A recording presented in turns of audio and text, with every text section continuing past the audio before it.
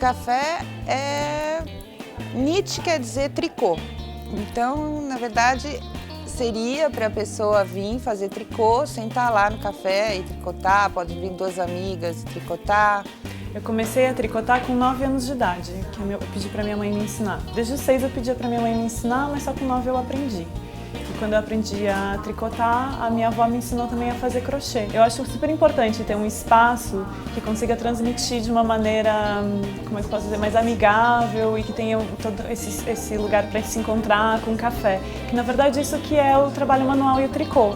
O tricotar é se encontrar entre as amigas, tanto que o segundo significado de tricotar é fofocar. Acho que é uma experiência que é maior do que o ato de tricotar, assim, sabe? Eu acho que é um encontro, o mais importante de tudo é o encontro, assim, a troca de ideias, a troca de experiências, a troca de referências.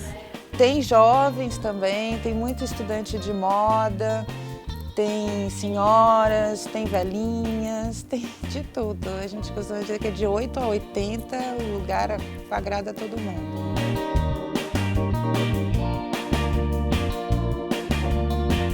E eu acho que é o que a novelaria se propõe, né? A ter uma sala de casa com um tapete gostoso, um lugar confortável, um cafezinho, um chá da tarde, é bem para se encontrarem e fofocarem mesmo.